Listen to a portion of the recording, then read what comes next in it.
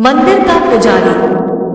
एक बार की बात है कि एक समृद्ध व्यापारी जो सदैव अपने गुरु से परामर्श करके कुछ न कुछ सुकर्म किया करता था, गुरु से बोला, गुरुदेव, धनार्जन हेतु मैं अपना गांव पीछे जरूर छोड़ आया हूँ, पर हर समय मुझे लगता रहता है कि वहां पर एक ऐसा देवालय बनाया जाए जिसमें देव पूजन के साथ साथ भोजन की भी व्यवस्था हो, अच्छे संस्कारों से लोगों को सुसंस्कृत किया जाए, अशरण को शरण मिले, वस्त्रहीन का तन ढके, रोगियों को दवा और चिकित्सा मिले, बच्चे अपने धर्म के वास्तविक स्वरूप से अवगत हो सके। सुनते ही गुरु प्रसन्नता पूर्वक बोले, केवल गांव में ही क्यों, तुम ऐसा ही एक मंदिर अपने इस नगर में भी बनवाओ। व्यापारी को सुझाव पसंद आया और उसने ने 2 मंदिर, एक अपने गांव और दूसरा अपने नगर में जहां वह अपने परिवार के साथ रहता था, बनवा दिए।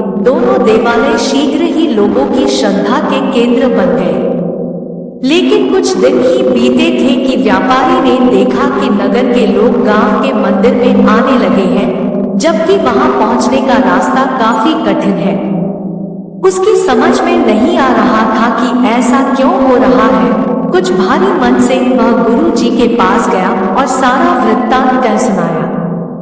गुरु जी ने कुछ विचार किया और फिर उसे यह परामर्श दिया कि वह गांव के मंदिर के पुजारी को नगर के मंदिर में सेवा के लिए बुला ले।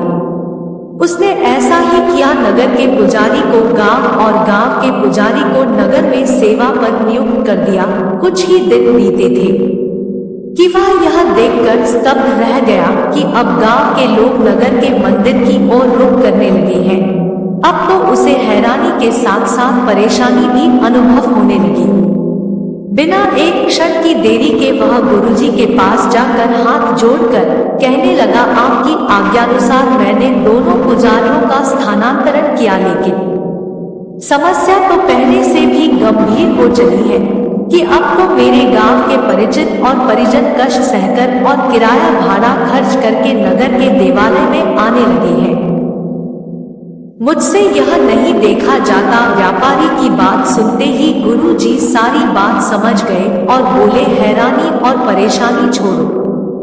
दरअसल जो गांव वाले पुजारी हैं, उनका अच्छा स्वभाव ही है जो लोग उसी देवालय में जाना चाहते हैं जहां वे होते हैं।